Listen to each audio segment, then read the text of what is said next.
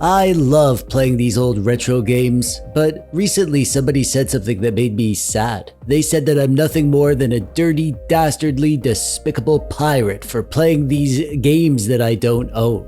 Is that true? Am I a terrible person for playing Spy vs. Spy on the Gameboy Colour? Am I really nothing more than a filthy pirate? Well, maybe. But maybe not. But maybe.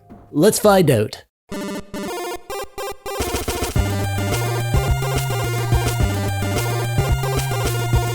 Hi there, I'm TechDweeb, welcome. Thanks for clicking on the video today. So you're into emulation, are ya? You want to play retro games on your PC or your phone or your retro handheld, and since those games aren't available on those platforms, you're going to emulate them. And you're here because you want to know if that makes you a filthy pirate, like this guy. Is this you? Well, let's talk about that. Let me get this out of the way before we get too far into this. Emulation is perfectly fine, both from an ethical and a legal standpoint. As time goes on, more and more old retro games disappear. They'll suffer bit rot. That's where the data on the game cartridge or disc degrades over time, and then the games stop working. But luckily, there are tools to be able to back up your games, and you can play them through the magic of emulation.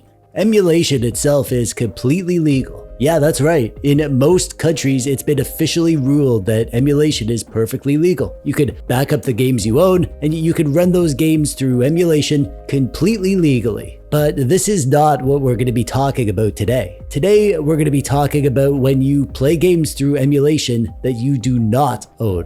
Is that piracy? And before we get too far into the discussion, I'm going to tell you a story with a relevant lesson. So pull up a floor cushion, grab your favorite stuffy, maybe some juice, and shut up and listen.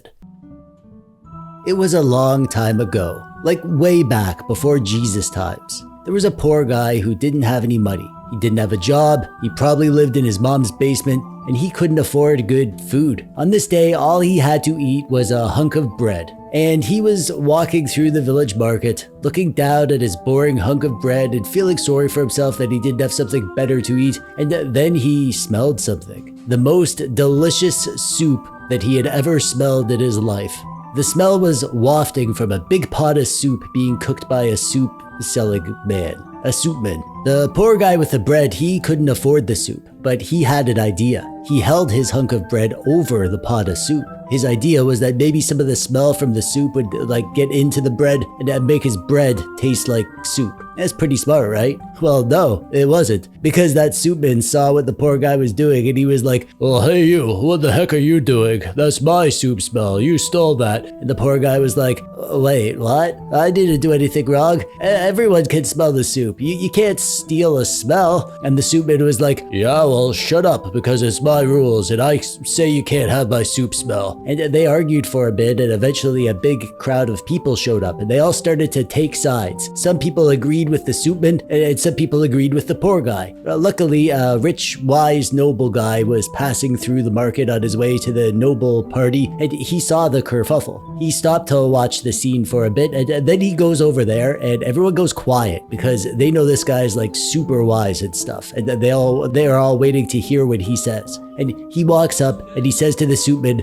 "Don't worry, I will pay you for the smell of your soup." And the soupman gets a big old smile on his face when the noble guy pulls out 2 big fat gold coins. But then, get this you guys. The noble guy holds the coins in his hand and then loudly jingles them around and then puts them back in his pocket. The soupman was like, "Oh, what the heck?" But the noble wise guy says, "You wanted payment for the smell of your soup, so I paid you with the sound of my coins."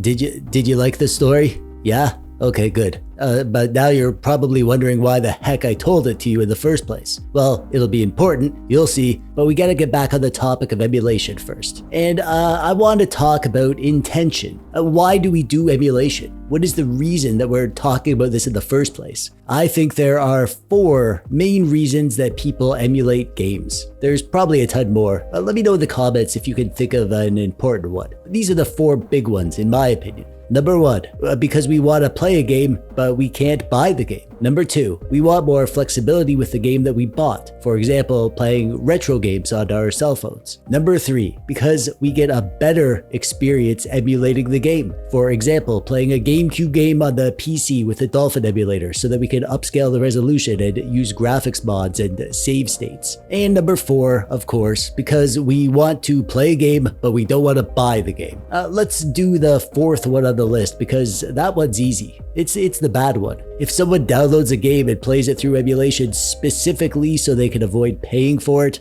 I mean, it's pretty obvious. That's piracy. It doesn't matter if it's a cracked PC game or an emulated game. If you could buy the game through legitimate means and you emulate it so that you can get it for free, then that's kind of a jerk move. Developers deserve to be paid for their work. If you play it, you should buy it. It seems pretty simple to me. But then there's the other side of emulation. I mean, we've established that emulating games that you own is okay, playing your game backups through emulation. That's ethical and legal, no question. But what about when you play a game that you do not own?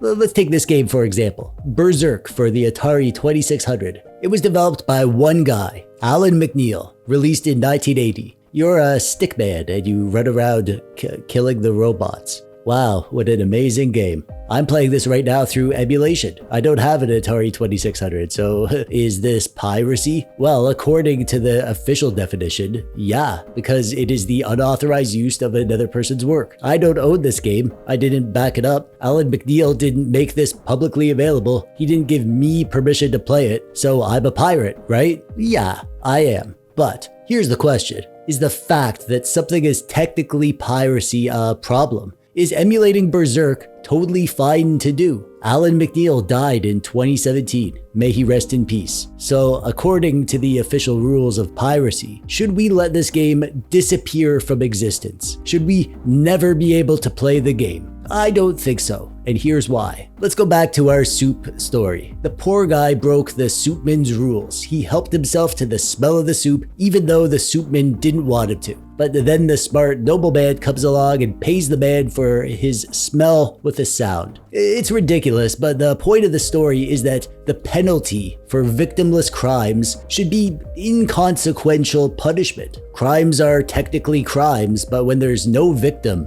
no punishment needs to be dealt because the crimes don't affect the world in any way. The reasons that laws exist is so that people aren't being victimized. Developers deserve to be paid for their games, but when emulating a game doesn't take money away from them, when there's no way to pay them for the thing, if no one is negatively affected by your actions, like holding your hunk of bread in the smell of some soup, then it doesn't really matter what the quote-unquote rules are. If no one's being harmed as a result of your actions, then it's a victimless crime. And this is how I view the whole emulation piracy topic. If I can buy games, I do. I feel good supporting the franchises and the developers that I like and I want to see more of. That's how the world works. You vote with your dollar and then there's more of that thing. And if you want good games in the world, you gotta pay for good games. That's the only way it's gonna happen. And very often when you buy games, you get a superior experience to pirating them. Gabe Newell, our savior, he said,